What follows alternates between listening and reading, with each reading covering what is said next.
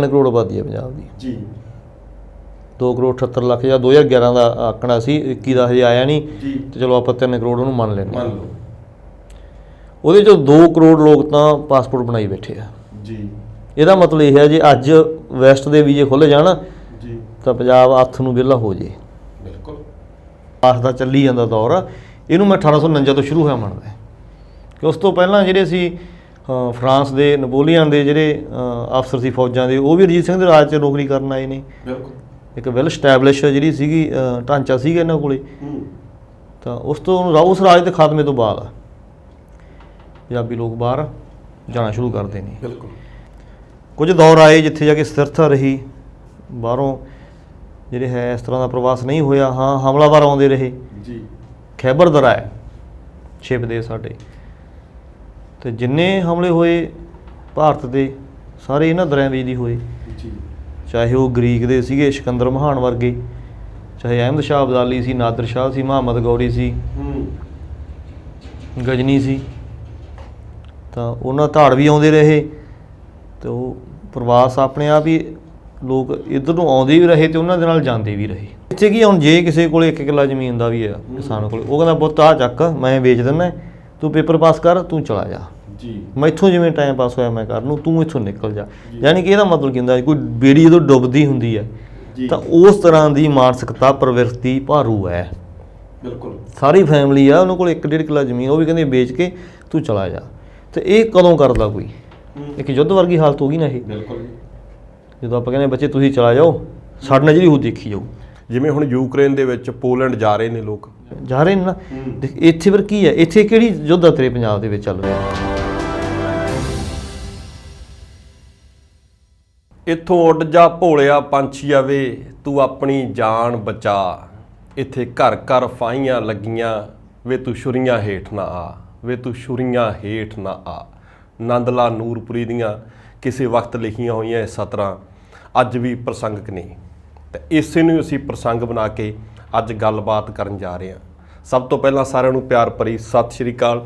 ਤੁਸੀਂ ਵੇਖ ਰਹੇ ਹੋ ਵਿਰਾਸਤ ਟੀਵੀ, ਪ੍ਰੋਗਰਾਮ ਇੱਕ ਮੁਲਾਕਾਤ ਵਿੱਚ ਤੁਹਾਡਾ ਸਭ ਦਾ ਸਵਾਗਤ ਕਰਦੇ ਹਾਂ। ਅੱਜ ਅਸੀਂ ਗੱਲ ਕਰਾਂਗੇ ਪ੍ਰਵਾਸ ਤੇ ਇਸ ਵਿਸ਼ੇ ਉੱਤੇ ਗੱਲ ਕਰਨ ਦੇ ਲਈ ਸਾਡੇ ਨਾਲ ਸਾਡੇ ਸਟੂਡੀਓ ਵਿੱਚ ਪਹੁੰਚੇ ਨੇ ਉੱਘੇ ਸਮਾਜ ਚਿੰਤਕ ਬਹਾਦਰ ਸਿੰਘ ਦਿਉਂ। ਸਭ ਤੋਂ ਪਹਿਲਾਂ ਅਸੀਂ ਉਹਨਾਂ ਦਾ ਸਵਾਗਤ ਕਰਦੇ ਹਾਂ। ਸਵਾਲਾਂ ਦਾ ਸਿਲਸਿਲਾ ਸ਼ੁਰੂ ਕਰਦੇ ਹਾਂ। ਤਾਂ ਮੋਟੀ ਜੀ ਗੱਲ ਇਹੀ ਹੈ ਕਿ ਪ੍ਰਵਾਸ ਨੂੰ ਪੰਜਾਬੀ ਕਿੱਥੋਂ ਲੈ ਕੇ ਜਾਣਦੇ ਨੇ? ਮੇਰੇ ਖਿਆਲ 'ਚ ਜਸਵਿੰਦਰ, ਜਿੰਨੀ ਪੁਰਾਣੀ ਮਨੁੱਖੀ ਸੱਭਿਅਤਾ ਜੀ, ਪ੍ਰਵਾਸ ਵੀ ਉਨਾ ਹੀ ਪੁਰਾਣਾ ਹੈ ਜੀ। ਕੁੱਲ ਜੀਵ ਪ੍ਰਵਾਸ ਕਰਦੇ ਨੇ, ਮਨੁੱਖ ਵੀ ਉਹਨਾਂ ਦੇ ਵਿੱਚ ਇੱਕ ਹੈ ਜੀ। ਹੈਮੋਸੇਪੀਅਨ ਜਿਹੜੀ ਮਨੁੱਖੀ ਨਸਲ ਅੱਜ ਦੁਨੀਆ 'ਤੇ ਸਰਵਾਈਵ ਕਰ ਰਹੀ ਹੋਈ ਹੈ, ਅਫਰੀਕਾ ਤੋਂ ਤੁਰੀ ਹੈ, ਸਾਰੀ ਦੁਨੀਆ 'ਚ ਫੈਲੀ ਹੈ। ਬਿਹਤਰ ਜ਼ਿੰਦਗੀ ਤਲਾਸ਼ ਲਈ ਜਾਂ ਜਿਹੜੇ ਲੋਕ ਜ਼ਿਆਦਾ ਉਮੀਦਾਂ ਰੱਖਦੇ ਨੇ, ਕੋਈ ਨਵਾਂ ਢੂੰਡਣਾ ਚਾਹੁੰਦੇ ਨੇ, ਉਹ ਤੁਰ ਜਾਂਦੇ ਨੇ ਸਫ਼ਰਾਂ 'ਤੇ।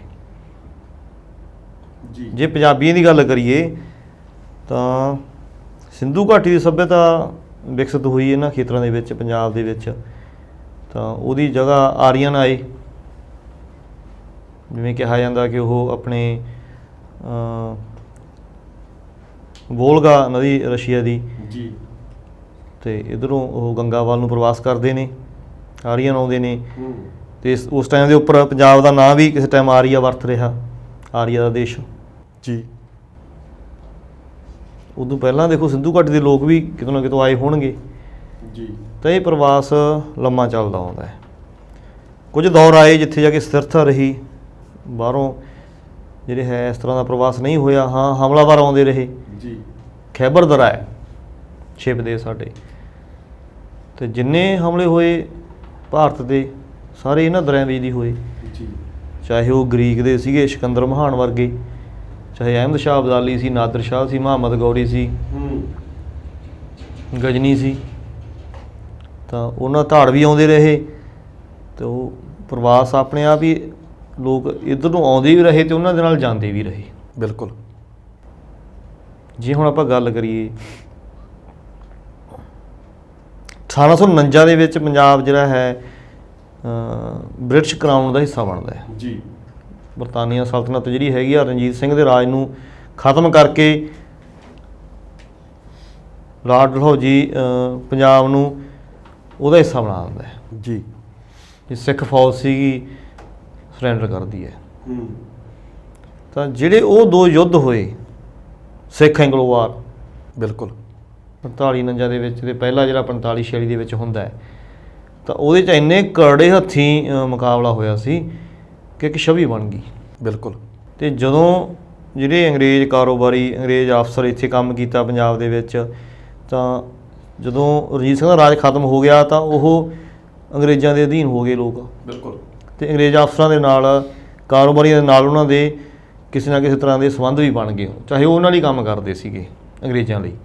ਤਾਂ ਜਿੱਥੇ ਜਿੱਥੇ ਅੰਗਰੇਜ਼ੀ ਬਸਤੀਆਂ ਸੀਗੀਆਂ, ਚਾਹੇ ਸਿੰਗਾਪੁਰ ਸੀ, ਮਲੇਸ਼ੀਆ ਸੀ, ਚਾਹੇ ਉਹ ਆਪਣੇ ਕੈਨੇਡਾ ਸੀ ਜੀ, ਤਾਂ ਜਿੱਥੇ ਜਿੱਥੇ ਅੰਗਰੇਜ਼ ਅਫਸਰ ਇੱਥੋਂ ਬਦਲ ਕੇ ਜਾਂਦੇ ਤਾਂ ਨਾਲ ਉਹ ਸਾਡੇ ਪੰਜਾਬੀਆਂ ਨੂੰ ਵੀ ਲੈ ਗਏ। ਲੈ ਜਾਂਦੇ। ਇਹ ਜਿਹੜਾ ਹੋਣ ਵਾਲਾ ਆਪਣਾ ਤਤਕਾਲੀ ਜਿਹੜਾ ਪ੍ਰਵਾਸ ਦਾ ਚੱਲੀ ਜਾਂਦਾ ਦੌਰ, ਇਹਨੂੰ ਮੈਂ 1849 ਤੋਂ ਸ਼ੁਰੂ ਹੋਇਆ ਮੰਨਦਾ ਕਿ ਉਸ ਤੋਂ ਪਹਿਲਾਂ ਜਿਹੜੇ ਸੀ ਫਰਾਂਸ ਦੇ ਨਪੋਲੀਅਨ ਦੇ ਜਿਹੜੇ ਅਫਸਰ ਸੀ ਫੌਜਾਂ ਦੇ, ਉਹ ਵੀ ਰਣਜੀਤ ਸਿੰਘ ਦੇ ਰਾਜ 'ਚ ਨੌਕਰੀ ਕਰਨ ਆਏ ਨੇ। ਬਿਲਕੁਲ। ਇੱਕ ਵੈਲ ਸਟੈਬਲਿਸ਼ ਜਿਹੜੀ ਸੀਗੀ ਢਾਂਚਾ ਸੀਗਾ ਇਹਨਾਂ ਕੋਲੇ। ਤਾਂ ਉਸ ਤੋਂ ਉਸ ਰਾਜ ਦੇ ਖਾਤਮੇ ਤੋਂ ਬਾਅਦ ਪੰਜਾਬੀ ਲੋਕ ਬਾਹਰ ਜਾਣਾ ਸ਼ੁਰੂ ਕਰਦੇ ਨੇ।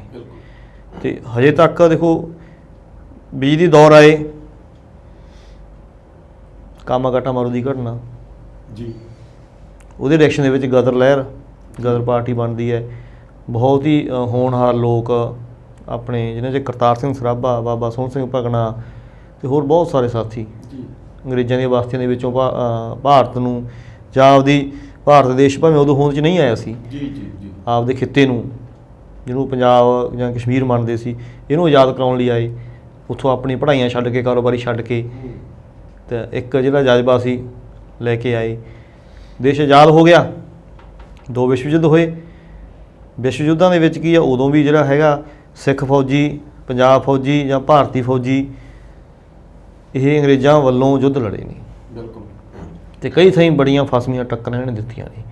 ਤੇ ਉਦੋਂ ਇਹਨਾਂ ਨੇ ਵਿਦੇਸ਼ੀ ਧਰਤੀਆਂ ਦੇਖੀਆਂ ਨੇ, ਉੱਥੋਂ ਦਾ ਸਿਸਟਮ, ਉੱਥੋਂ ਦਾ ਪ੍ਰਬੰਧ ਕਈਆਂ ਨੂੰ ਚੰਗਾ ਲੱਗਿਆ। ਇਹ ਵੀ ਇੱਕ ਖਿੱਚ ਦਾ ਕਾਰਨ ਬਣਿਆ। ਤਾਂ ਆਜ਼ਾਦੀ ਤੋਂ ਬਾਅਦ ਫਿਰ ਜਿਹੜਾ ਸੀ ਪ੍ਰਵਾਸ ਦਾ ਦੌਰ ਇੱਕ ਵਾਰੀ ਰੁਕਿਆ। ਉਮੀਦ ਬੱਝੀ ਕਿ ਆਪ ਦਾ ਦੇਸ਼ ਆ, ਆਪ ਆਜ਼ਾਦ ਹੋਏ ਆ ਅਤੇ ਇੱਥੇ ਸਾਨੂੰ ਜਿਹੜਾ ਹੈਗਾ ਬਿਹਤਰ ਜੀਵਨ ਹਾਲਤਾਂ ਮਿਲਣਗੀਆਂ ਜੀ। ਤਾਂ ਕੁਝ ਸਮੇਂ ਲਈ ਉਹ ਚੀਜ਼ ਰਹੀ। ਹਰੀ ਕ੍ਰਾਂਤੀ ਆਉਂਦੀ ਹੈ, ਨਾਲ ਹੀ ਨਾਲ ਜਿਹੜੀ ਹੈ ਆਪਣੀ 84 ਵਾਲਾ ਗੇੜ ਵਾਪਰਦਾ ਹੈ ਜੀ। ਸਿੱਖ ਨਸਲਕੁਸ਼ੀ ਦਾ ਮੁੱਦਾ ਉੱਠਦਾ ਹੈ ਜੀ। ਤੇ ਉਹਦੇ ਵਿੱਚ ਦੇਖੋ ਹੈ ਨਾ, ਸਟੇਟ ਜਿਹੜੀ ਸੀਗੀ, ਸਟੇਟ ਨੇ ਜਿਹੜਾ ਹੈ ਪੰਜਾਬ ਦਾ ਜਿਹੜਾ ਜਿਵੇਂ ਹਰਿਮੰਦਰ ਸਾਹਿਬ ਦੇ ਉੱਪਰ ਅਟੈਕ ਹੁੰਦਾ ਹੈ ਜੀ, ਉਸ ਤੋਂ ਬਾਅਦ ਇੰਦਰਾ ਗਾਂਧੀ ਪ੍ਰਧਾਨ ਮੰਤਰੀ, ਠੀਕ ਹੈ, ਉਹ ਜਿਹੜੇ ਹੈ ਨੇ ਉਹਦੇ ਜਿਹੜੇ ਬਾਡੀਗਾਰਡ ਸੀ ਸਿੱਖ ਸੀਗੇ ਜੀ, ਹੈ ਨਾ, ਉਸ ਰੋਸ ਦੇ ਵਿੱਚ ਉਹ ਉਹਦੀ ਹੱਤਿਆ ਕਰਦੇ ਹੈ। ਬਿਲਕੁਲ। ਉਸ ਤੋਂ ਬਾਅਦ ਜਿਹੜਾ ਹੈ ਦਿੱਲੀ ਦੰਗੇ ਹੁੰਦੇ ਹੈ। ਤਾਂ ਇਸ ਸਾਰੇ ਦੌਰ ਦੇ ਵਿੱਚ ਇੱਕ ਅਲੈਦਗੀ ਜਨਮ ਲੈਂਦੀ ਹੈ। ਇੱਕ ਤਾਂ ਮਜਬੂਰੀ ਸੀ ਕਿ ਦੇਖੋ ਜੋ ਸਟੇਟ ਨਾਲ ਇਸ ਟਕਰਾਅ ਦੀ ਸਥਿਤੀ ਸੀ, ਤਾਂ ਇੱਥੋਂ ਭਗੌੜਾਪਣ ਹੋਇਆ, ਨਸਲਕੁਸ਼ੀ ਹੋਈ ਹੈ, ਇਹ 'ਚ ਕੋਈ ਸ਼ੱਕ ਨਹੀਂ। ਇਹਦੇ ਆਧਾਰ 'ਤੇ ਵਿਦੇਸ਼ਾਂ 'ਚ ਪਨਾਹ ਮਿਲੀ ਹੈ। ਤਾਂ ਬਹੁਤ ਸਾਰੇ ਪੰਜਾਬੀ, ਖਾਸ ਕਰਕੇ ਮਾਝੇ ਦੇ ਦੁਆਬੇ 'ਚੋਂ, ਜੀ, ਮਾਲਵੇ 'ਚ ਨਹੀਂ ਸੀ, ਤਾਂ ਉਹ ਜਿਹੜੇ ਹੈ ਵਿਦੇਸ਼ਾਂ ਲਈ ਚਲੇ ਗਏ। ਉਸ ਤੋਂ ਬਾਅਦ ਅਗਲਾ ਦੌਰ ਸ਼ੁਰੂ ਹੁੰਦਾ ਇੱਕ ਸਟੱਡੀ ਵੀਜ਼ੇ ਦਾ, ਤੇ ਇਹ ਹੁਣ ਤੱਕ ਜਾਰੀ ਹੈ ਜਿਹੜਾ ਹੈ ਪ੍ਰਵਾਸ ਦਾ ਜਿਹੜਾ ਇਹ ਤੌਰ ਤਰੀਕਾ ਸਟੱਡੀ ਵੀਜ਼ੇ ਵਾਲਾ।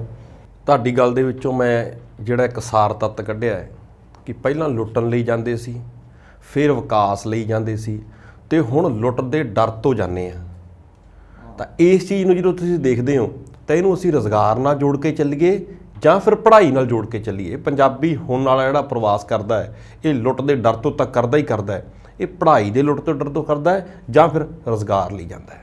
ਜਸਵਿੰਦਰ ਜੀ, ਪਹਿਲੀ ਗੱਲ ਤਾਂ ਇਹ ਹੈ, ਦੇਖੋ ਪ੍ਰਵਾਸ ਕੋਈ ਨਵਾਂ ਵਰਤਾਰਾ ਨਹੀਂ, ਤੇ ਐਂ ਹੀ ਕਹਦੀ ਇਹ ਮਾੜੀ ਗੱਲ ਹੈ, ਇਹ ਕੋਈ ਏਡੀ ਮਾੜੀ ਗੱਲ ਵੀ ਨਹੀਂ ਜੀ। ਜਿੱਥੇ ਦੇਖੋ ਜੀਵਨ ਜਿਉਣ ਲਈ ਕੁਝ ਚੀਜ਼ਾਂ ਚਾਹੀਦੀਆਂ ਹੁੰਦੀਆਂ ਨੇ, ਜਿਵੇਂ ਸੁਰੱਖਿਆ ਹੈ ਜੀ, ਸਿੱਖਿਆ ਹੈ, ਸਿਹਤ ਹੈ, ਤੇ ਇਹ ਉਹ ਫੈਕਟਰ ਨੇ ਜਿਹੜੇ ਤੁਹਾਨੂੰ ਆਪਦਾ ਰਹਿਣ ਬਸੇਰਾ ਬਣਾਉਣ ਵੇਲੇ ਜੋ ਹੈ ਪ੍ਰਭਾਵਿਤ ਕਰਦੇ ਨੇ। ਜਿੱਥੇ ਇਹ 3 ਚੀਜ਼ਾਂ ਹੋਣਗੀਆਂ ਤਾਂ ਕੋਈ ਵੀ ਜਿਹੜਾ ਇਨਸਾਨ ਹੈ ਉਹ ਉਸ ਜਗ੍ਹਾ ਨੂੰ ਜਿਹੜਾ ਹੈ ਚੁਣੂਗਾ। ਸੋ ਹੁਣ ਦੇਖ ਪੰਜਾਬੀ ਜਾ ਰਹੇ ਨੇ, ਦੁਨੀਆ ਇੱਕ ਪਿੰਡ ਤੌਰ 'ਤੇ ਬਣ ਕੇ ਵਿਚਰ ਰਹੀ ਹੈ, ਤਾਂ ਕੋਈ ਇਹਨੂੰ ਮੈਂ ਇੰਨਾ ਨੈਗੇਟਿਵ ਵੀ ਨਹੀਂ ਦੇਖਦਾ ਜੀ। ਜੇ ਪ੍ਰਵਾਸ ਇੱਦਾਂ ਹੀ ਹੋਵੇ ਤਾਂ ਉਹ ਕੋਈ ਨੈਗੇਟਿਵ ਨਹੀਂ ਹੁੰਦਾ। ਪਰ ਇੱਥੇ ਕੁਝ ਹੋਰ ਤੱਤ ਨੇ ਜੀ। ਇੱਥੇ ਇੱਕ ਤਰ੍ਹਾਂ ਦਾ ਭਗੌੜਾਪਣ ਹੈ। ਸਾਰੇ ਲੋਕ ਨਹੀਂ ਜਾ ਰਹੇ, ਸਾਰੀਆਂ ਸਟੇਟਾਂ 'ਚੋਂ ਨਹੀਂ ਜਾ ਰਹੇ ਜੀ, ਪੰਜਾਬੀ ਜ਼ਿਆਦਾ ਜਾ ਰਹੇ ਨੇ। ਇਹ ਗੱਲ ਦੇਖਣ ਵਾਲੀ ਹੈ। ਪੰਜਾਬੀ ਪਲਾਨ ਜ਼ਿਆਦਾ ਕਰ ਰਹੇ ਨੇ। ਕਿੰਨਾ ਕਰ ਰਹੇ ਨੇ? 3 ਕਰੋੜ ਆਬਾਦੀ ਹੈ ਪੰਜਾਬ ਦੀ ਜੀ। 2 ਕਰੋੜ 78 ਲੱਖ ਜਾਂ 2011 ਦਾ ਆંકੜਾ ਸੀ, 21 ਦਾ ਹਜੇ ਆਇਆ ਨਹੀਂ ਜੀ। ਤੇ ਚਲੋ ਆਪਾਂ 3 ਕਰੋੜ ਉਹਨੂੰ ਮੰਨ ਲੈਂਦੇ ਹਾਂ। ਮੰਨ ਲਓ ਉਹਦੇ 'ਚੋਂ 2 ਕਰੋੜ ਲੋਕ ਤਾਂ ਪਾਸਪੋਰਟ ਬਣਾਈ ਬੈਠੇ ਆ। ਜੀ। ਇਹਦਾ ਮਤਲਬ ਇਹ ਹੈ ਜੇ ਅੱਜ ਵੈਸਟ ਦੇ ਵੀਜ਼ੇ ਖੁੱਲ੍ਹ ਜਾਣ ਜੀ ਤਾਂ ਪੰਜਾਬ ਹੱਥ ਨੂੰ ਵਿਹਲਾ ਹੋ ਜੇ। ਬਿਲਕੁਲ। ਇੱਕ ਵਿਦਿਆਰਥੀ ਦਾ ਜਾਂਦਾ ਹੈ ਜਿਹਨੂੰ ਤੁਸੀਂ ਇੱਥੇ 15-20 ਸਾਲ ਪਾਲਿਆ, ਪੜ੍ਹਾਇਆ ਲਿਖਾਇਆ, ਉਹ 'ਤੇ ਪਤਾ ਨਹੀਂ ਕਿੰਨਾ ਖਰਚ ਕੀਤਾ, ਉਹਦੀ ਵੈਕਸੀਨੇਸ਼ਨ ਕਰਵਾਈ ਹੋਊ, ਖੁਰਾਕ ਦਿੱਤੀ ਹੋਊ, ਮਾਵਾਂ ਨੇ ਰਾਤਾਂ ਨੂੰ ਜਾ ਕੇ ਦੁੱਧ ਪਿਆਇਆ ਹੋਊ, ਪਿਓ ਨੇ ਕਮਾ ਕੇ ਉਹਨੂੰ ਪੜ੍ਹਾਇਆ ਹੋਊ, ਲਿਖਾਇਆ ਹੋਊ, ਸਮਾਜ ਦੇ ਵਿੱਚ ਇੱਕ ਹਿੱਸਾ ਬਣਾਇਆ ਹੋਊ, ਅਤੇ ਉਦੋਂ ਬਾਅਦ ਉਹ 20-25 ਲੱਖ ਰੁਪਇਆ ਲਾ ਕੇ ਉਹ ਵਿਦੇਸ਼ ਚਲਾ ਜਾਂਦਾ ਜੀ। ਉਹ ਹੁਣ ਤੁਸੀਂ ਕਹਿੰਦੇ ਹੋ ਵੀ ਪੜ੍ਹਾਈ ਲਈ, ਪਰ ਦੇਖੋ ਇਹ ਸੱਚਾਈ ਹੈ ਕਿ ਪੜ੍ਹਾਈ ਇੱਕ ਜ਼ਰੀਆ ਹੈ ਜੀ।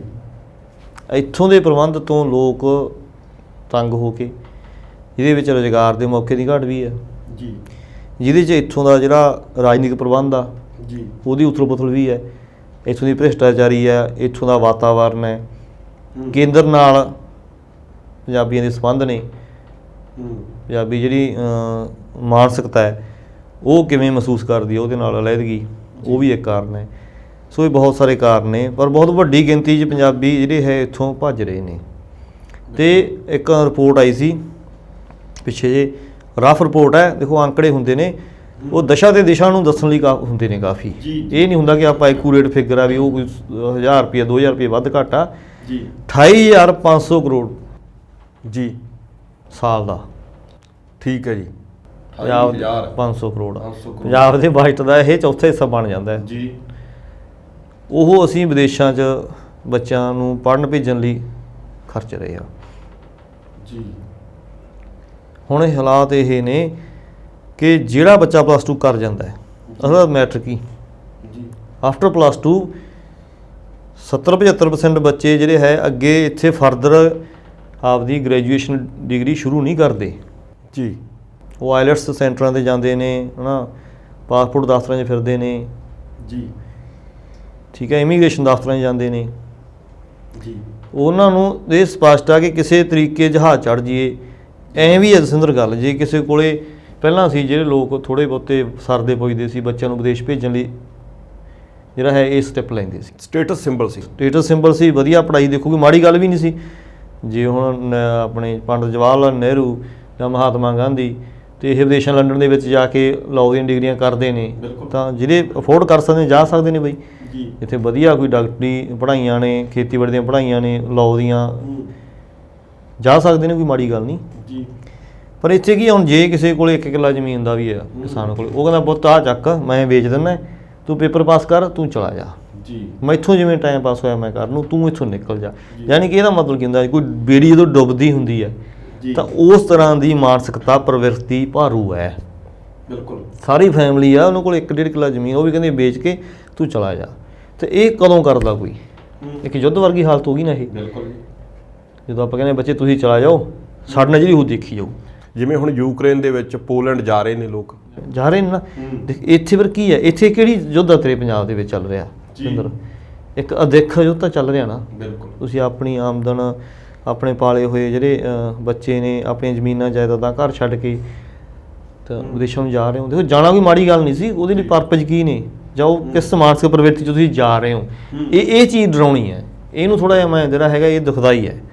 ਜਾਣਾ ਕੋਈ ਬੁਰੀ ਗੱਲ ਨਹੀਂ ਸੀ, ਜਾਂਦੇ ਲੋਕ ਜਾਂਦੇ ਹੀ ਰਹੇ ਆ, ਪਹਿਲਾਂ ਵੀ ਜਾਂਦੇ ਰਹੇ ਆ, ਪਰ ਜਿਸ ਤਰ੍ਹਾਂ ਦਾ ਭਗੌੜਾਪਣ, ਜਿਸ ਤਰ੍ਹਾਂ ਦਾ ਪ੍ਰੈਸ਼ਰ 'ਚ ਜਾ ਰਹੇ ਨੇ, ਉਹ ਬੜਾ ਡਰਾਉਣਾ ਹੈ ਜੀ। ਅਤੇ ਜੇ ਇੱਦਾਂ ਜਾਰੀ ਰਹਿੰਦਾ ਇਹ ਚੀਜ਼ ਤਾਂ ਤੁਸੀਂ ਦੇਖ ਸਕਦੇ ਹੋ ਕਿ ਬਹੁਤ ਨੇੜਲੇ ਸਮੇਂ 'ਚ ਹੀ ਜਿਹੜਾ ਹੈ ਪੰਜਾਬ ਖਾਲੀ ਹੋਣ ਦੇ ਕਿਨਾਰੇ ਹੋਊਗਾ। ਬਿਲਕੁਲ। ਕੇਂਦਰ ਦੇ ਨਾਲ ਪੰਜਾਬ ਦੇ ਸੰਬੰਧ ਤੇ ਪੰਜਾਬ ਦੇ ਲੋਕਾਂ ਦੀ, ਜਾਂ ਕਹਿ ਲਓ ਪੰਜਾਬ ਦੇ ਲੋਕਾਂ ਵਿੱਚੋਂ ਬਣੇ ਲੀਡਰਾਂ ਦੀ ਪੰਜਾਬ ਪ੍ਰਤੀ ਸੋਚ ਤੇ ਨੀਅਤ ਦਾ ਨਤੀਜਾ ਇਹ ਨਿਕਲਦਾ ਹੈ ਕਿ ਸਾਨੂੰ ਪੰਜਾਬ ਛੱਡ ਕੇ ਪਰਦੇਸੀ ਹੋਣਾ ਪੈਂਦਾ ਹੈ। ਪ੍ਰਗਟ ਸਤੌਜ ਦਾ ਲਿਖਿਆ ਹੋਇਆ ਗੀਤ ਹੈ, ਜੇਕਰ ਮੈਂ ਗਲਤ ਨਾ ਹੋਵਾਂ, ਕਿ ਸਾਡੇ ਦਿਲ ਤੋਂ ਪੁੱਛ ਸੱਜਣਾ ਅਸੀਂ ਕਿਉਂ ਪਰਦੇਸੀ ਹੋਏ। ਅਸੀਂ ਕਿਉਂ ਪਰਦੇਸੀ ਹੋ ਰਹੇ ਹਾਂ, ਤੁਸੀਂ ਸਾਰੇ ਕਾਰਨ ਦੱਸੇ ਨੇ। ਪਰ ਇਸ ਤੋਂ ਬਾਅਦ ਪੰਜਾਬ ਦੇ ਸਿਆਸੀ ਸਮੀਕਰਨ ਕੀ ਬਣ ਜਾਣਗੇ? ਦੇਸ਼ ਕੀ ਹੁੰਦਾ ਬਈ? ਕਿਸੇ ਦੇਸ਼ ਦੇ ਹੋਣ ਲਈ ਕਿਹੜੀਆਂ ਸ਼ਰਤਾਂ ਚਾਹੀਦੀਆਂ ਨੇ? ਦੇਖੋ ਨਾ, ਉਹਦੀ ਜ਼ਮੀਨ ਚਾਹੀਦੀ ਹੈ, ਬਿਲਕੁਲ, ਲੋਕ ਚਾਹੀਦੇ ਨੇ।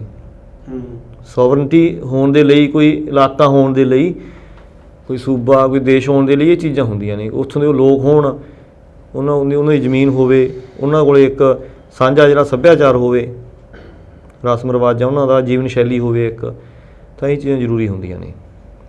ਹੁਣ ਪੰਜਾਬ ਜੇ ਦੇਖੋ ਟਾਈਮ ਟੂ ਟਾਈਮ ਚੇਂਜ ਤਾਂ ਆਉਂਦੀਆਂ ਰਹੀਆਂ, ਕੋਈ ਸਦੀਵੀ ਕਦੇ ਨਹੀਂ ਕੁਛ ਹੁੰਦਾ ਜੀ। ਇਸ ਤਰ੍ਹਾਂ ਜਿਵੇਂ ਅੱਜ ਕੋਈ ਹੈਗੇ ਨੇ ਬਾਊਂਡਰੀਜ਼ ਹੈਗੀਆਂ ਨੇ, ਪਹਿਲਾਂ ਕਦੇ ਨਹੀਂ ਸੀਗੀਆਂ ਜੀ, ਅਤੇ ਭਵਿੱਖ 'ਚ ਵੀ ਜੇ ਤਬਦੀਲੀਆਂ ਆਉਂਦੀਆਂ ਰਹਿਣਗੀਆਂ। ਹੁਣ ਪੰਜਾਬ ਦੀ ਜਿਹੜੀ ਆਬਾਦੀ ਵਾਧਾ ਦਰ ਹੈ ਜਸਿੰਦਰ ਜੀ, 1.7 ਹੈ, 1.7 ਹੈ ਜੀ।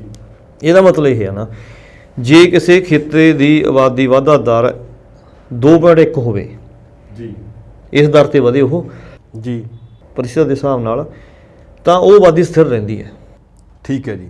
1.7 ਦਾ ਮਤਲਬ ਇਹ ਆ ਨਾ ਕਿ 210, 170 ਤੇ 40 ਘਟ ਗਏ ਜੀ। ਇਹਦਾ ਮਤਲਬ ਵੀ 2 ਲੱਖ ਆਬਾਦੀ ਦੇ ਪਿੱਛੇ 40,000 ਦੀ ਕਟੌਤੀ ਹੈ। ਕਟੌਤੀ ਹੈ ਇੱਕ ਪੀੜ੍ਹੀ ਦੀ, ਇਹ ਜਨਰੇਸ਼ਨ ਦੀ ਗੱਲ ਕਰ ਰਿਹਾ ਮੈਂ। ਜੀ। ਯਾਨੀ ਕਿ ਆਉਣ ਵਾਲੇ ਸਮੇਂ ਦੇ ਵਿੱਚ ਜਿਹੜੀ ਹੁਣ ਗਰੋਥ ਰੇਟ ਹੈ ਇਸ ਹਿਸਾਬ ਨਾਲ, ਕਿ ਇਹਨਾਂ ਦੀ ਜੇ ਇਹ ਕੋਸ਼ਿਸ਼ ਵੀ ਕਰਨ 100 ਸਾਲ ਅਗਲੇ, ਤਾਂ ਇਹ ਰਿਵਰਸ ਫੇਜ਼ 'ਚ ਆ, ਇਹ ਜਿਹੜੀ ਹੈਗੀ ਉਲਟੂ ਹੀ ਨਹੀਂ, ਇਹ ਘਟਦੀ ਜਾਊਗੀ ਜੀ। ਇੱਕ ਤਾਂ ਇਹ ਕਾਰਨ ਹੋ ਗਿਆ। ਦੂਜਾ ਕਾਰਨ ਹੈ ਹੁਣ ਇੱਥੋਂ ਜਾ ਰਹੇ ਜਿਹੜੇ ਹੈਗੇ ਨੇ, ਜਿਹਨੂੰ ਆਪਾਂ ਇਨਕਲੂਡ ਕਰ ਲਿਆ, ਜਨਮ ਲੈ ਲਿਆ ਇੱਥੇ, ਉਹ ਵੀ ਇੱਥੋਂ ਛੱਡ ਕੇ ਜਾ ਰਹੇ ਨੇ। ਅਤੇ ਉਹਦੇ ਵਿੱਚ ਬਹੁਤ ਵੱਡੀ ਗਿਣਤੀ ਜਿਹੜੀ ਉਹ ਨੇ ਜਿਹੜੇ ਇੱਥੋਂ ਦੇ ਵਸਿੰਦੇ ਸੀ ਪੰਜਾਬ ਦੇ, ਜੀ, ਜਿਹੜੇ ਇੱਥੋਂ ਦੇ ਵਸਿੰਦੇ ਸੀ, ਚਾਹੇ ਉਹ ਸਿੱਖ ਨੇ, ਚਾਹੇ ਉਹਨਾਂ 'ਚ ਹੁਣ ਹਿੰਦੂ ਨੇ, ਚਾਹੇ ਕੋਈ ਹੋਰ ਕਮਿਊਨਿਟੀ ਨੇ। ਹੁਣ ਲਗਭਗ ਟ੍ਰੈਂਡ ਸਾਰਿਆਂ 'ਚ ਹੀ ਚੱਲ ਪਿਆ ਇਹ। ਸ਼ੁਰੂ ਦੇ ਵਿੱਚ ਸਿੱਖਾਂ ਦੇ ਵਿੱਚ ਸੀਗਾ, ਹੁਣ ਦੂਜੀਆਂ ਕਮਿਊਨਿਟੀਆਂ ਮੈਂ ਦੇਖ ਰਿਹਾ, ਮੁਲਾਜ਼ਮ ਵਰਗ ਹੈ, ਚਾਹੇ ਉਹ ਕੋਈ ਦੁਕਾਨਦਾਰ ਨੇ, ਉਹ ਵੀ ਹੁਣ ਆਪਦੇ ਬੱਚਿਆਂ ਨੂੰ ਫੋਰਨ ਭੇਜਣਾ ਸ਼ੁਰੂ ਕਰਤਾ। ਇੱਕ ਤਾਂ ਆਬਾਦੀ ਦੀ ਵਾਧਾ ਦਰ ਪਹਿਲਾਂ ਹੀ ਘੱਟ ਹੈ, ਇੱਕ ਜਿਹੜੇ ਹੈਗੇ ਨੇ ਉਹ ਵੀ ਜਾ ਰਹੇ ਨੇ। ਬਿਲਕੁਲ ਠੀਕ ਹੈ, ਉਹ ਵੀ ਪ੍ਰਤਿਭਾਸ਼ਾਲੀ ਜਾ ਰਹੇ ਨੇ, ਟੈਲੈਂਟ ਜਾ ਰਿਹਾ। ਦੇਖੋ ਵਿਦੇਸ਼ ਵਾਲੇ ਜਦੋਂ ਬੱਚਾ ਲੈਂਦੇ ਨੇ, ਉਹ ਬਹੁਤ ਵੱਡੇ ਫਿਲਟਰ ਲਾਉਂਦੇ ਨੇ, ਪੈਸਾ ਵੀ ਦੇਖਦੇ ਨੇ, ਪਿਛਲੀ ਪੜ੍ਹਾਈ ਵੀ ਦੇਖਦੇ ਨੇ, ਆਇਲਟਸ ਤੋਂ ਦੀ ਭਾਸ਼ਾ ਦਾ ਜਿਹੜੇ ਮਹਾਰਤ ਉਹ ਵੀ ਦੇਖਦੇ ਨੇ। ਉੱਥੇ ਜਾ ਕੇ ਫੇਰ ਪ੍ਰਤੀਬੰਧ ਹੈ ਕਿ ਜੇ ਮੈਂ ਸਹੀ ਲਾਈਨ 'ਤੇ ਰਹੂਗਾ ਤਾਂ PR ਦੇਣਗੇ ਉਹ ਜੀ। ਕਰੀਮ ਉਹ ਲਿਜਾ ਰਹੇ ਨੇ। ਹੁਣ ਸਿਆਸੀ ਸਮੀਕਰਨ ਦੇਖੋ ਕਿਵੇਂ ਬਦਲਦੇ ਆ। ਇੱਕ ਤਾਂ ਹੁਣ ਦੇਖੋ ਜਿਹੜੇ ਹੁਣ ਆਪਾਂ ਇਹ ਦੇਖੋ, ਆਪਾਂ ਕੈਨੇਡਾ ਦੇ ਵਿੱਚ ਜਾ ਕੇ ਹਰਜੀਤ ਸਿੰਘ ਸੱਜਣੋਰੇ ਮੰਤਰੀ ਬਣੇ ਬੈਠੇ ਨੇ ਆਪਣੇ, ਆਪਦੇ ਬਲਬੂਤੇ, ਮਿਹਨਤ ਬਲਬੂਤੇ ਉਹਨਾਂ ਨੇ ਜਿਹੜੇ ਹੈਗੇ ਅਹੁਦੇ ਅਸੀਬ ਕੀਤੇ ਨੇ। ਇੰਗਲੈਂਡ ਦੇ ਵਿੱਚ ਵੀ ਨੇ, ਅਮਰੀਕਾ ਦੇ ਵਿੱਚ ਵੀ ਨੇ, ਆਸਟ੍ਰੇਲੀਆ ਕੈਨੇਡਾ ਦੇ ਵਿੱਚ ਵੀ ਨੇ। ਇਹ ਮੇਨ ਡੈਸਟੀਨੇਸ਼ਨਸ ਨੇ ਆਪਣੀਆਂ, ਜਿੱਥੇ ਆਪਾਂ ਪੰਜਾਬੀ ਜਾਣਾ ਤਰਜੀਹ ਦਿੰਦੇ ਆ। ਸਿੰਗਾਪੁਰ, ਦੁਬਈ ਚਲੋ ਹੈ ਨਾ, ਕੰਮ ਦੇ ਲਈ ਚਲੇ ਜਾਂਦੇ ਨੇ। ਸਟੱਡੀ ਲਈ ਆਪਾਂ ਜਾਂ ਬਿਹਤਰ ਜਿਹੜਾ ਆਪਾਂ ਆਪਸ਼ਨ ਮੰਨਦੇ ਆ ਇਹੀ ਨੇ, ਕੈਨੇਡਾ, ਅਮਰੀਕਾ, ਇੰਗਲੈਂਡ, ਜਾਂ ਕੁਝ ਯੂਰਪ ਦੇ ਹੋਰ ਦੇਸ਼ ਨੇ, ਆਸਟ੍ਰੇਲੀਆ, ਨਿਊਜ਼ੀਲੈਂਡ। ਹੁਣ ਇਸ ਤਰ੍ਹਾਂ ਆਪਣੇ ਵੀ ਹੁਣ ਦੇਖੋ ਲੋਕ ਜਿਹੜੇ ਕੰਮ ਕਰ ਲਈ ਪੰਜਾਬ 'ਚ ਆਏ, ਯੂਪੀ ਬਿਹਾਰ ਤੋਂ, ਇੱਥੇ ਉਹ ਹੁਣ ਟਿਕਣ ਲੱਗ ਗਏ। ਰੇਹੜੀ ਦਾ ਕੰਮ, ਫਰੂਟ ਦਾ ਕੰਮ, ਸਬਜ਼ੀ ਦਾ ਕੰਮ, ਫਲਾਂ ਦਾ ਕੰਮ, ਮਠਿਆਈ ਦਾ ਕੰਮ, ਮਿਸਤਰੀ ਦਾ, ਫਰਸਾਂ ਦਾ, ਫਰਨੀਚਰ ਦਾ। ਠੀਕ ਆ, ਇਹ ਨਿੱਕੀ ਟਰਾਂਸਪੋਰਟ ਹੈ, ਟੈਂਪੂ ਡਰਾਈਵਰ ਨੇ, ਇਹਨਾਂ ਦਾ ਕੰਮ, ਰਾਸ਼ਾਂ ਦਾ ਕੰਮ। ਇਹ ਕੰਮ ਉਹ ਬੰਦੇ ਹੁਣ ਉਦਮੀ ਦੇ ਤੌਰ 'ਤੇ ਕਰ ਰਹੇ ਨੇ ਜੀ, ਅਤੇ ਇਹ ਉਹਨਾਂ ਨੇ ਸੰਭਾਲ ਲਿਆ ਜੀ। ਤੁਸੀਂ ਸਪੇਸ ਮਿਲ ਗਈ ਨਾ, ਜਦੋਂ ਆਪਣੇ ਦੇ ਜਿਹੜੇ ਬੱਚੇ ਪੜ੍ਹੇ ਲਿਖੇ ਨੇ ਜਾਂ ਕਾਬਲ ਨੇ, ਉਹ ਬਾਹਰ ਜਾ ਰਹੇ ਨੇ, ਉਹ ਇੱਥੇ ਆ ਕੇ ਆਪਦੇ ਕਾਰੋਬਾਰ ਕਰ ਰਹੇ ਨੇ। ਲੁਧਿਆਣਾ ਦੇ ਵਿੱਚ ਹੋ ਗਿਆ, ਤਾਂ ਜਿਹੜਾ ਆਪਣਾ ਉਹ ਕਿਰਤੀ ਭਾਈਚਾਰਾ ਇੱਥੇ ਆਇਆ ਕੰਮ ਕਰਨ, ਜਿਨ੍ਹਾਂ ਦੀ ਇੱਥੋਂ ਵਾਲੀ ਸਿਆਸੀ ਸਮੀਕਰਨ ਦੇ ਵਿੱਚ ਕੋਈ ਹੋਂਦ ਨਹੀਂ ਸੀ ਪਹਿਲਾਂ, ਹੁਣ ਉਹਨਾਂ ਦੀ ਐਂਟਰੀ ਹੋ ਚੁੱਕੀ ਆ। ਹੁਣ ਉਹਨਾਂ ਦੀ ਆਵਾਜ਼ ਵੀ ਆਊਗੀ, ਅਤੇ ਸਿਆਸੀ ਸਮੀਕਰਨ ਉਸ ਹਿਸਾਬ ਨਾਲ ਬਦਲਣਗੇ ਪੰਜਾਬ ਦੇ। ਇਹ ਨਵੀਆਂ ਸਰਕਾਰਾਂ ਦੇ ਵਿੱਚ ਜਿਹੜੀ ਉਹਨਾਂ ਦੀ ਸਪੇਸ ਆ ਉਹਨਾਂ ਨੂੰ ਮਿਲੂਗੀ। ਜਿਹੜੀਆਂ ਨੀਤੀਆਂ ਨੇ, ਜਿਹੜੀ ਗੱਲਬਾਤ ਹੈ, ਵਿਧਾਨ ਸਭਾ ਜਦੋਂ ਗੱਲਾਂ ਮੁੱਦੇ ਉੱਠਦੇ ਨੇ, ਤਾਂ ਜਿਹੜੀਆਂ ਹਾਲਤਾਂ 'ਚ ਉਹ ਰਹਿ ਰਹੇ ਨੇ, ਜੋ ਕੁਛ ਉਹ ਫੇਸ ਕਰ ਰਹੇ ਨੇ ਇੱਥੇ, ਦੂਜੇ ਦਰਜੇ ਦੇ ਨਾਗਰਿਕ ਹੋਣ ਵਾਂਗੂ, ਹੈ ਨਾ, ਜਿਵੇਂ ਆਪਾਂ ਬਈਏ ਕਹਿ ਦਿੰਦੇ ਹਾਂ ਜੀ। ਬਿਲਕੁਲ ਇੱਕ ਤਰ੍ਹਾਂ ਦਾ ਇਨਫੀਰੀਅਰ ਜਿਹੜਾ ਹੈਗਾ ਵਾਰਡ ਆਪਾਂ ਬਣਾ ਕੇ ਸੋਚਦੇ ਸੀ। ਹਾਲਾਂਕਿ ਪੰਜਾਬੀ ਐਂ ਨਹੀਂ ਕਰਦੇ ਨਾ, ਕੋਈ ਐਂ ਨਹੀਂ ਹੈਗਾ, ਵਿਤਕਰੇ ਦਾ ਉਹ ਪੱਧਰ ਹੈ ਨਹੀਂ ਗਾ, ਪਰ ਫਿਰ ਵੀ ਇਹ ਗੱਲ ਇੰਨੀ ਤਾਂ ਸੀਗੀ। ਹੁਣ ਉਹ ਨਹੀਂ ਰਹੂਗਾ। ਉਹ ਬਦਲੂਗਾ, ਸਿਆਸੀ ਸਮੀਕਰਨ ਬਦਲੂਗੀ। ਵਿਧਾਨ ਸਭਾ 'ਚ ਉਹਨਾਂ ਦੇ ਇਕੱਲੇ ਸਰਪੰਚ ਮੈਂਬਰ ਨਹੀਂ, MC ਦੇ ਮੈਂਬਰ ਨਹੀਂ, ਚੇਅਰਮੈਨ ਨਹੀਂ, ਪ੍ਰਧਾਨ ਨਹੀਂ, ਉਹਨਾਂ ਦੇ MLA MP ਵੀ ਆਉਣ ਵਾਲੇ ਸਮੇਂ 'ਚ ਹੋਣਗੇ ਅਤੇ ਉਹਨਾਂ ਦੀ ਆਵਾਜ਼ ਵੀ ਜਿਹੜੀ ਹੈ ਇੱਥੇ ਬੁਲੰਦ ਹੋਊਗੀ। ਇਹ ਸਿਆਸੀ ਸਮੀਕਰਨ ਆਪਣੇ ਬਦਲਣਗੇ। ਡਾਕਟਰ ਸਰਜੀਤ ਪਾਤਰ ਨੂੰ ਮੈਂ ਇੱਕ ਥਾਂ ਦੇ ਉੱਤੇ ਬੋਲਦੇ ਸੁਣਿਆ, ਉਹ ਕਹਿੰਦੇ ਪੰਜਾਬ ਹੁਣ 5 ਦਰਿਆਵਾਂ ਦੀ ਧਰਤੀ ਨਹੀਂ 7 ਸਮੁੰਦਰਾਂ ਦੀ ਧਰਤੀ ਹੋ ਗਿਆ ਹੈ। ਮੈਂ ਉਹਨਾਂ ਨਾਲ ਸਹਿਮਤ ਹਾਂ, ਪਰ ਇੱਥੇ ਜਿਹੜਾ ਪੰਜਾਬ ਦਾ ਸੱਭਿਆਚਾਰ ਹੈ, ਜਿਹਦੇ ਵਿੱਚ ਹੁਣ ਬਿਹਾਰੀਏ ਜਾਂ ਕਹਿ ਲਓ ਭਈਏ, ਇਹ ਜਾਗੋ ਕਿਵੇਂ ਕੱਢਿਆ ਕਰਨਗੇ? ਤੁਸੀਂ ਕਿਵੇਂ ਦੇਖਦੇ ਹੋ ਵੀ ਇਹਨਾਂ ਦੀ ਜਾਗੋ ਕਿਵੇਂ ਹੋਇਆ ਕਰੂਗੀ ਇੱਥੇ? ਬਸ ਇਹਨੂੰ ਇਦਾਂ ਹੀ ਦੇਖ ਲਓ ਜਿਵੇਂ ਅਸੀਂ ਕੈਨੇਡਾ ਅਮਰੀਕਾ 'ਚ ਕੱਢੀ ਜਾਂਦੇ ਹਾਂ ਜੀ, ਅਸੀਂ ਬੋਲੀਆਂ ਪਾਈ ਜਾਂਦੇ ਹਾਂ ਅਤੇ ਉਹ ਤੁਹਾਨੂੰ ਦੇਖ ਲੈਂਦੇ ਨੇ ਅਤੇ ਹੈ ਇਸ ਤਰ੍ਹਾਂ ਦਾ ਕਰਦਿਆਂ ਨੂੰ। ਅਤੇ ਚਲੋ ਮਿਹਨਤੀ ਲੋਕ ਨੇ, ਇਹ ਆਪ ਦਾ ਜਿਹੜਾ ਹੈ ਇਹਨਾਂ ਦਾ ਜੋ ਪਰੰਪਰਾਵਾਂ ਨੇ, ਕੁਝ ਇੱਥੋਂ ਵਾਲੀਆਂ ਅਡੋਪਟ ਕਰ ਲੈਣਗੇ ਉਹ, ਕੁਝ ਉੱਥੋਂ ਵਾਲੀਆਂ ਲੈ ਆਉਣਗੇ। ਤਾਂ ਤਬਦੀਲੀਆਂ ਜਿਹੜੀਆਂ ਹੈਗੀਆਂ ਇਸ ਤਰ੍ਹਾਂ ਦੀਆਂ ਸਾਡੇ ਸੱਭਿਆਚਾਰ ਦੇ ਵਿੱਚ ਹੋਰ ਡਿਵਰਸਿਟੀ ਆ ਜੂਗੀ। ਸਰਜੀਤ ਪਾਤਰ ਇੱਕ ਤਾਂ ਕਹਿੰਦਾ ਦਸਵਿੰਦਰ, ਤੁਸੀਂ ਨਾਂ ਲਿਆ ਮੇਰੇ ਯਾਦ ਆ ਗਿਆ, ਉਹ ਜੋ ਵਿਦੇਸ਼ਾਂ 'ਚ ਰੁਲਦੇ ਨੇ ਰੋਜੀ ਲਈ, ਜਦੋਂ ਦੇਸ਼ ਪਰਤਣਗੇ ਆਪਣੇ ਘਰੀਂ ਕੁਝ ਤਾਂ ਸੇਕਣਗੇ ਮਾਂ ਦੇ ਸਿਵੇ ਦੀ ਅਗਨ, ਬਾਕੀ ਕਬਰਾਂ ਦੇ ਰੁੱਖ ਹੇਠ ਜਾ ਬਹਿਣਗੇ। ਕੁਝ ਕਿਹਾ ਤਾਂ ਹਨੇਰਾ ਚਰੇਗਾ ਕਿਵੇਂ, ਚੁੱਪ ਰਿਹਾ ਤਾਂ ਸ਼ਮਾਦਾਨ ਕੀ ਕਹਿਣਗੇ। ਉਹ ਪੀੜ ਆ ਜੰਮਣ ਭਾਉ ਛੱਡ ਕੇ ਜਿਹੜੇ ਵਿਦੇਸ਼ਾਂ 'ਚ ਗਏ ਆ, ਉਹਨੂੰ ਪੁੱਛ ਕੇ ਦੇਖੋ ਨਾ ਜੀ, ਉਹ ਕਿੰਨਾ ਤੜਫਦੇ ਨੇ ਇਸ ਮਿੱਟੀ ਲਈ। ਮੈਂ ਦੇਖਿਆ, ਪਹਿਲਾਂ ਨਹੀਂ ਮਹਿਸੂਸ ਹੋਇਆ, ਕਿਸਾਨ ਮੂਵਮੈਂਟ ਦੇ ਦੌਰਾਨ, ਦਿੱਲੀ ਮੋਰਚੇ ਦੌਰਾਨ ਇਹ ਦੇਖਿਆ ਕਿ ਉਹ ਰੋ ਪੈਂਦੇ ਸੀ। ਆਪਣੇ ਕਈ ਵਿਦਿਆਰਥੀ ਵੀ ਨੇ, ਕਈ ਸਾਥੀ ਵੀ ਨੇ, ਅਤੇ ਉਹ ਗੱਲ ਕਰਦੇ ਰੋ ਪੈਂਦੇ ਕਿ ਸਾਡਾ ਪੰਜਾਬ, ਸਾਡੀ ਧਰਤੀ, ਸਾਡੀਆਂ ਜ਼ਮੀਨਾਂ। ਦੇਖੋ ਚਾਹੇ ਉਹ ਬੈਠੇ ਉੱਥੇ ਨੇ, ਪਰ ਜਿਹੜੀ ਉਹਨਾਂ ਦੀ ਦਿਲੀ ਸਾਂਝ ਆ, ਜਿਹੜੀ ਤੜਫ ਆ, ਮਾਂ ਪਿਓ ਨੂੰ ਇੱਥੇ ਛੱਡ ਗਏ, ਭੈਣ ਭਰਾ ਇੱਥੇ ਹੋਣਗੇ, ਠੀਕ ਆ, ਉਹ ਮੋੜ, ਉਹ ਗਲੀਆਂ, ਘਰ, ਸੱਥਾਂ ਜਿੱਥੇ ਉਹ ਖੇਡੇ ਪਲੇ ਇੱਥੇ ਨੇ, ਉਹ ਯਾਦਾਂ, ਉਹ ਦਿਮਾਗੀ ਤੌਰ 'ਤੇ ਫਿਜ਼ੀਕਲੀ ਉੱਥੇ ਵਿਚਰਦੇ ਨੇ, ਪਰ ਜਿਹਨਾਂ ਦੀ ਰੂਹ ਹੈ ਉਹ ਇੱਥੇ ਤੜਫਦੀ ਹੈ। ਮਜਬੂਰੀ ਆ, ਨਹੀਂ ਛੱਡ ਕੇ ਆ ਸਕਦੇ ਉੱਥੋਂ, ਕਿਉਂ ਉੱਥੋਂ ਦੀ ਜੀਵਨ ਸ਼ੈਲੀ ਆ, ਉੱਥੋਂ ਦੇ ਕਾਰੋਬਾਰ ਹੋ ਗਏ, ਇੱਥੇ ਉਹ ਮੌਕੇ ਹੈ ਨਹੀਂ ਗੇ। ਤਾਂ ਇਹ ਪੀੜ੍ਹ ਨੂੰ ਦੇਖੋ ਆਪਾਂ ਦੇਖ ਤਾਂ ਸਕਦੇ ਹਾਂ, ਪਰ ਮਹਿਸੂਸ ਉਹੀ ਕਰਦੇ ਨੇ। ਐਡੀ ਸੌਖੀ ਨਹੀਂ ਹੈ ਵਿਦੇਸ਼ੀ ਧਰਤੀ 'ਤੇ ਜਾ ਕੇ ਆਪਦੇ ਆਪ ਨੂੰ ਸਥਾਪਿਤ ਕਰਨਾ, ਉਸ 'ਤੇ ਪ੍ਰੂਵ ਕਰਨਾ ਆਪਦੇ ਆਪ ਨੂੰ ਕਿ ਅਸੀਂ ਤੁਹਾਡੇ ਬਰਾਬਰ ਦੇ ਇਨਸਾਨ ਆ, ਸਾਡੀ ਜਿਹੜੀ ਕੁਆਲਿਟੀ ਆ ਉਹ ਘਟੀਆ ਨਹੀਂ ਹੈਗੀ। ਅਤੇ ਉਹਦੇ ਲਈ ਸਟਰਗਲ ਜਿਹੜੀ ਕਰ ਰਹੇ ਨੇ ਸਾਡੇ ਹੁਣ ਮੁੰਡੇ ਕੁੜੀਆਂ ਜਾ ਰਹੇ ਨੇ, ਬਹੁਤ ਔਖੇ ਸਮੇਂ ਨੇ ਜਿਹਨਾਂ 'ਚੋਂ ਗੁਜ਼ਰ ਰਹੇ ਨੇ ਉਹ। ਬਿਲਕੁਲ। ਅਤੇ ਸੱਭਿਆਚਾਰ ਦੇ ਵਿੱਚ ਹੁਣ ਜਿਵੇਂ ਆਪਣੀ ਤਬਦੀਲੀਆਂ ਆਉਣਗੀਆਂ, ਹੋ ਸਕਦਾ ਆਪਣੇ ਵਾਲੇ ਜਾ ਕੇ ਉਹਨਾਂ ਦੇ ਪੱਛਮੀ ਸੱਭਿਆਚਾਰ ਦੇ ਵਿੱਚ ਕੁਝ ਤਬਦੀਲੀਆਂ ਲੈ ਆਉਣ, ਕੁਝ ਆਪਣਾ ਕਲਚਰ ਉਹ ਅਡੋਪਟ ਕਰ ਲੈਣ, ਮਿਕਸਅਪ ਹੋ ਜਾਣ। ਇੱਕ ਸਵਾਲ ਹੋਰ ਹੈ, ਇਹਨੂੰ ਆਖਰੀ ਸਵਾਲ ਹੀ ਜੇਕਰ ਮੰਨ ਕੇ ਚੱਲੀਏ ਤਾਂ, ਵਿਦੇਸ਼ਾਂ ਵਿੱਚ ਸਾਡੇ ਧੀਆਂ ਪੁੱਤ ਜਾਂਦੇ ਨੇ, ਜੋ ਪਹਿਲਾਂ ਵਿਦੇਸ਼ਾਂ ਵਿੱਚ ਪੰਜਾਬੀ ਗਏ ਹੋਏ ਨੇ, ਜਿਨ੍ਹਾਂ ਕੋਲੇ ਸਿਟੀਜ਼ਨਸ਼ਿਪ, PR ਸਭ ਕੁਝ ਹੈ, ਉਹ ਜਦੋਂ ਇੱਦਾਂ ਦੇ ਸ਼ਬਦ ਅਸੀਂ ਵੀਡੀਓ ਵਾਇਰਲ ਵਿੱਚ ਦੇਖਦੇ ਹਾਂ ਕਿ ਇਹਨਾਂ ਨੂੰ ਰਹਿਣਾ ਸਹਿਣਾ ਨਹੀਂ ਆਉਂਦਾ, ਇਹ ਧਰਤੀ ਇਹਨਾਂ ਦੇ ਰਹਿਣ ਦੇ ਯੋਗ ਨਹੀਂ, ਜਾਂ ਇਹ ਦੇਸ਼ ਇਸ ਧਰਤੀ 'ਤੇ, ਮਾਫ਼ ਕਰਨਾ, ਇਹ ਲੋਕ ਇਸ ਧਰਤੀ 'ਤੇ ਰਹਿਣ ਦੇ ਯੋਗ ਨਹੀਂ, ਤਾਂ ਤੁਸੀਂ ਕੀ ਕਹੋਗੇ ਜਿਹੜੇ ਸਾਡੇ ਪੱਕੇ NRI ਵੀਰ ਹੈ, ਉਹ ਇੱਥੋਂ ਗਏ ਜਵਾਕਾਂ ਨੂੰ ਕਿਸ ਤਰੀਕੇ ਦੇ ਨਾਲ ਸਾਂਭਣ, ਕਿਸ ਤਰੀਕੇ ਦਾ ਉਹਨਾਂ ਦੇ ਨਾਲ ਇੱਕ ਸੰਯੋਗ ਕਰਨ? ਇਹ ਵੀ ਇੱਕ ਸੁਨੇਹਾ ਜਿਹਾ ਦੇ ਜੋ। ਦੇਖੋ ਇਹ ਤਾਂ ਹੁਣ ਉਹਨਾਂ ਨੂੰ ਆਪਣਾ ਟਾਈਮ ਯਾਦ ਕਰਨਾ ਚਾਹੀਦਾ। ਜਦੋਂ ਉਹ ਇੱਥੋਂ ਗਏ ਤਾਂ ਉਦੋਂ ਉਹ ਕਿੰਨੇ ਕਾਬਲ ਸੀ, ਬਿਲਕੁਲ, ਜਾਂ ਉਸ ਸੱਭਿਆਚਾਰ ਨੂੰ, ਉੱਥੋਂ ਦੇ ਸਮਾਜ ਦੇ ਤਾਣੇ ਮੈਨੂੰ ਉਹ ਕਿੰਨਾ ਕੁ ਸਮਝਦੇ ਸੀ। ਅਤੇ ਬਹੁਤ ਟਾਈਮ ਲੱਗਿਆ ਉਹਨਾਂ ਨੂੰ ਬਦਲਣ ਲਈ, ਸਮਝਣ ਲਈ, ਉੱਥੇ ਆਪਣੇ ਆਪ ਨੂੰ ਅਡੈਪਟ ਕਰਨ ਲਈ।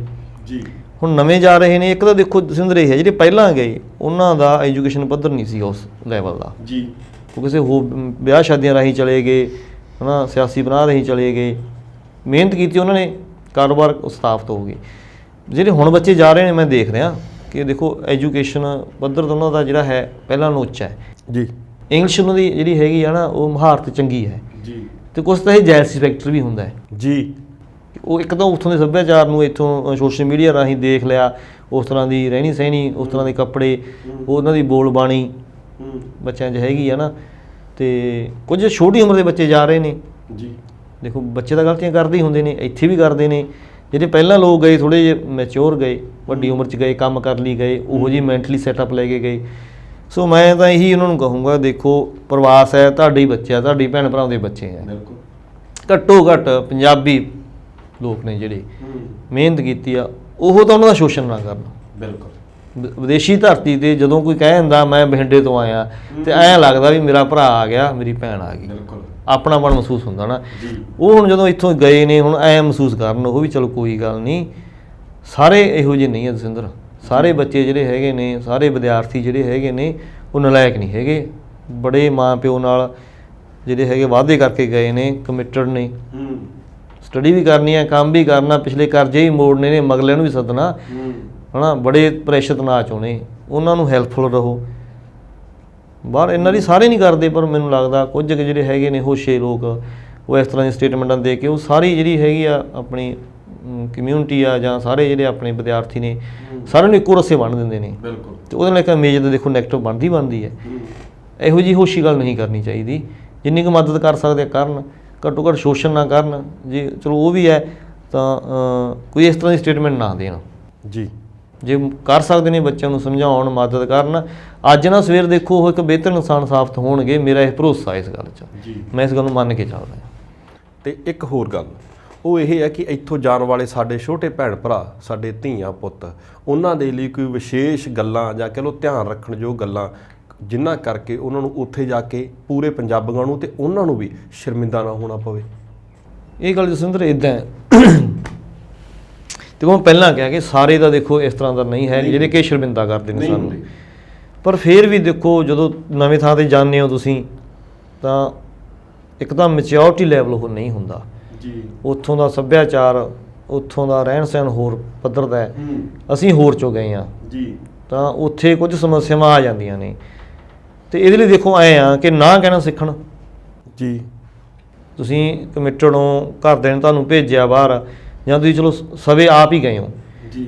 ਤਾਂ ਜਿਵੇਂ ਹੁਣ ਕੋਈ ਮੈਂ ਦੇਖਿਆ ਗੈਂਗਵਾਰ ਹੋ ਰਹੀਆਂ ਨੇ, ਡਰੱਗਸ ਜਿਹੜੀਆਂ ਹੈਗੀਆਂ ਨੇ, ਹੁਣ ਕੈਨੇਡਾ ਦੇ ਵਿੱਚ ਵੀ ਇਹ ਗੱਲਾਂ ਆਈਆਂ ਨੇ ਹੈ ਨਾ। ਕੁੜੀਆਂ ਨੇ ਉਹਨਾਂ ਸੰਬੰਧੀ ਬਹੁਤ ਸਾਰੀਆਂ ਅਫਵਾਹਾਂ ਉੱਡੀਆਂ ਨੇ, ਕੁਝ ਸੱਚਾਈਆਂ ਵੀ ਹੋਣਗੀਆਂ। ਤਾਂ ਦੇਖੋ ਇੱਕ ਤਾਂ ਤੁਸੀਂ ਇਸ ਤਰ੍ਹਾਂ ਮੈਂ ਕਹੂੰ ਵਿਦਿਆਰਥੀਆਂ ਨੂੰ ਕਿ ਤੁਸੀਂ ਨਾ ਕਹਿਣਾ ਵੀ ਸਿੱਖੋ। ਕੰਪਰੋਮਾਈਜ਼ ਸਾਰੇ ਕਿਤੇ ਨਹੀਂ ਕਰਨੇ, ਕਿਉਂਕਿ ਜੇ ਸਟੈਂਡ ਕਰੋਗੇ, ਲੜੋਗੇ, ਸੰਘਰਸ਼ ਲੜੋ। ਹਰੇਕ ਥਾਂ ਇਹ ਨਹੀਂ ਹੈਗਾ ਕਿ ਤੁਸੀਂ ਸ਼ਾਰਟਕੱਟ ਰਾਹੀਂ ਜਿਹੜਾ ਸਫਲਤਾ ਮਿਲ ਜੂ, ਨਹੀਂ ਮਿਲਦੀ। 1-2% ਲੋਕਾਂ ਨੂੰ ਮਿਲ ਜਾਂਦੀ ਆ। ਹਰੇਕ ਦਿਨ ਸੰਡੇ ਨਹੀਂ ਹੁੰਦਾ ਜੀ। ਲੋਕਾਂ ਨੂੰ ਮਿਹਨਤ ਕਰਨੀ ਪੈਂਦੀ ਹੈ। ਮਿਹਨਤ 'ਤੇ ਭਰੋਸਾ ਰੱਖੋ, ਕੰਮ 'ਤੇ ਭਰੋਸਾ ਰੱਖੋ। 2 ਘੰਟੇ ਵੱਧ ਕੰਮ ਕਰ ਲਓ, ਕੋਈ ਗੱਲ ਨਹੀਂ, ਸ਼ਾਰਟਕੱਟ ਨਾ ਅਪਣਾਓ। ਅਤੇ ਇਹ ਮੰਨ ਕੇ ਚੱਲੋ ਕਿ ਤੁਸੀਂ ਜਿਹੜਾ ਉੱਥੇ ਗਏ ਹੋ, ਕਮਿਟਡ ਹੋ, ਤੁਸੀਂ ਇਕੱਲੇ ਨਹੀਂ ਗਏ। ਤੁਸੀਂ ਘਰਦਿਆਂ ਦੀਆਂ ਉਮੀਦਾਂ, ਠੀਕ ਆ, ਆਪ ਦਾ ਭਵਿੱਖ, ਠੀਕ ਹੈ ਨਾ, ਸਮਾਜ ਦੀਆਂ ਜਿਹੜੀਆਂ ਜ਼ਿੰਮੇਵਾਰੀਆਂ ਉਹ ਵੀ ਨਾਲ ਲੈ ਕੇ ਗਏ। ਅਤੇ ਇਸ ਗੱਲ ਦੇ ਉੱਪਰ ਇਹੀ ਹੈ ਕਿ ਇੱਕ ਤਾਂ ਮਿਹਨਤ 'ਤੇ ਭਰੋਸਾ ਰੱਖੋ, ਆਪ ਦੇ ਭਰੋਸਾ ਰੱਖੋ, ਠੀਕ ਹੈ। ਜੋ ਵੀ ਨੈਗੇਟਿਵਿਟੀ ਹੈ ਉਹਨੂੰ ਨਾ ਕਹਿਣਾ ਸਿੱਖੋ। ਕਿਸੇ ਦੇ ਦਬਾਅ ਦੇ ਵਿੱਚ ਇਹ ਨਹੀਂ ਹੈਗਾ ਕਿ ਉਹ ਕਰੀ ਜਾਂਦਾ ਮੈਂ ਕਰ ਲਾਂ, ਉਹ ਨਸ਼ੇ ਕਰੀ ਜਾਂਦਾ ਮੈਂ ਇੰਜੋਏ ਕਰ ਲਾਂ। ਇੰਜੋਏ ਦਾ ਇਸ ਦਾ ਕੋਈ ਮਤਲਬ ਨਹੀਂ ਹੁੰਦਾ ਜੀ। ਇਸ ਤਰ੍ਹਾਂ ਦੀ ਇਹ ਭਟਕਣਾ ਹੁੰਦੀ ਹੈ। ਤੁਹਾਨੂੰ ਨਵੇਂ ਸਮਾਜ ਚਲੇ ਗਏ, ਉੱਥੇ ਤੁਹਾਡਾ ਕੋਈ ਸੈਟਅਪ ਨਹੀਂ ਹੈਗਾ, ਤੁਸੀਂ ਭਟਕ ਕੇ ਗਵਾਚ ਗਏ ਹਨੇਰਿਆਂ ਦੇ ਵਿੱਚ, ਤਾਂ ਸ਼ਾਇਦ ਵਾਪਸ ਨਾ ਆ ਸਕੋ। ਅਡੋਲ ਚਿੱਤ ਹੋ ਕੇ, ਠੀਕ ਆ, ਆਪਦੀ ਮਿਹਨਤ 'ਚ ਯਕੀਨ ਕਰਦੇ ਹੋਏ, ਪਿੱਛੇ ਦੇਖਦੇ ਹੋਏ ਆਪਦੇ ਕੰਮ ਕਰੋ, ਪੜ੍ਹਾਈ ਕਰੋ ਆਪਦੀ ਤਨਦੇਹੀ ਨਾਲ, ਤਾਂ ਦਿਨ ਆਊਗਾ ਤੁਸੀਂ ਇੰਜੋਏ ਕਰੋਗੇ। ਅਤੇ ਤੁਸੀਂ ਤੁਹਾਡੇ 'ਤੇ ਮਾਣ ਕਰਨਗੇ, ਤੁਹਾਡੇ ਉੱਥੋਂ ਵਾਲੇ ਵੀ ਮਾਣ ਕਰਨਗੇ, ਤੁਹਾਡੇ ਪਿਛਲੇ ਵੀ ਮਾਣ ਕਰਨਗੇ। ਤੁਸੀਂ ਆਪ ਵੀ ਮਹਿਸੂਸ ਕਰੋਗੇ ਕਿ ਦੇਖੋ ਮੈਂ ਆਪਦੇ ਸਟੈਂਡ ਨਾਲ, ਲਗਨ ਨਾਲ, ਅਡੋਲਤਾ ਨਾਲ ਖੜੀ ਰਹੀ, ਤਾਂ ਅੱਜ ਜਿਹੜਾ ਹੈ ਮੈਂ ਇੱਕ ਵਧੀਆ ਜ਼ਿੰਦਗੀ ਬਸ਼ਰ ਕਰ ਰਿਹਾ। ਅਤੇ ਸੋਹਣੀ ਆ ਜਿਹੜੇ ਸੁਪਨੇ ਮੈਂ ਲੈ ਕੇ ਚੱਲੇ ਸੀ ਮੇਰੇ ਘਰ ਦੇ ਜਾਂ ਮੈਂ ਜਾਂ ਮੇਰਾ ਸਮਾਜ, ਤਾਂ ਅੱਜ ਉਹਨੂੰ ਬੂਰ ਪਊਗਾ। ਤੁਸੀਂ ਸਟੂਡੀਓ ਵਿੱਚ ਆਏ ਬਰਾੜ ਸਾਹਿਬ, ਅਤੇ ਬਹੁਤ ਹੀ ਵਿਸਥਾਰ ਦੇ ਨਾਲ ਜਾਣਕਾਰੀ ਦਿੱਤੀ। ਇਹਦੇ ਲਈ ਤੁਹਾਡਾ ਬਹੁਤ ਬਹੁਤ ਧੰਨਵਾਦ। ਬਹੁਤ ਬਹੁਤ ਧੰਨਵਾਦ ਜਸਵਿੰਦਰ ਜੀ, ਤੁਹਾਡਾ, ਵਿਰਾਸਤ ਮੀਡੀਆ ਦਾ, ਜਿਨ੍ਹਾਂ ਨੇ ਦੇਖੋ ਪੰਜਾਬ ਦੀਆਂ ਪੀੜ੍ਹਾਂ ਜਿਹੜੀਆਂ ਹੈਗੀਆਂ ਸਮੱਸਿਆਵਾਂ ਉਹ ਆਪਣੇ ਲੋਕਾਂ ਨਾਲ ਸਾਂਝੀਆਂ ਕਰਨ ਦਾ ਮੈਨੂੰ ਇੱਕ ਜ਼ਰੀਆ ਦਿੱਤਾ। ਸੋ ਬਹੁਤ ਬਹੁਤ ਸ਼ੁਕਰੀਆ ਤੁਹਾਡਾ। ਤੁਸੀਂ ਵੇਖ ਰਹੇ ਸੀ ਵਿਰਾਸਤ ਟੀਵੀ ਪ੍ਰੋਗਰਾਮ ਇੱਕ ਮੁਲਾਕਾਤ, ਅਤੇ ਇਸ ਮੁਲਾਕਾਤ ਦੇ ਵਿੱਚ ਤੁਹਾਨੂੰ ਕੀ ਕੁਝ ਚੰਗਾ ਲੱਗਿਆ, ਕੀ ਕੁਝ ਤੁਸੀਂ ਹਲੇ ਹੋਰ ਗੌਰ ਫਰਮਾਉਣਾ ਚਾਹੁੰਦੇ ਹੋ, ਸਾਨੂੰ ਈਮੇਲ ਉੱਤੇ ਜਾਂ ਫਿਰ ਸਾਡੇ ਟੈਲੀਫੋਨ ਨੰਬਰਾਂ ਉੱਤੇ ਘੰਟੀ ਮਾਰ ਕੇ ਜ਼ਰੂਰ ਦੱਸਿਓ। ਅਗਲੀ ਮੁਲਾਕਾਤ ਵਿੱਚ ਕਿਸੇ ਵਿਸ਼ੇਸ਼ ਸ਼ਖਸੀਅਤ ਦੇ ਨਾਲ ਫਿਰ ਤੁਹਾਡੇ ਸਨਮੁਖ ਹੁੰਦੇ ਹਾਂ। ਤਦ ਤੱਕ ਲਈ ਮੈਨੂੰ ਦਿਓ ਇਜਾਜ਼ਤ। ਸਤਿ ਸ਼੍ਰੀ ਅਕਾਲ। ਜਿਉਂਦੇ ਵਸਦੇ ਰਹੋ, ਖੁਸ਼ ਰਹੋ, ਆਬਾਦ ਰਹੋ।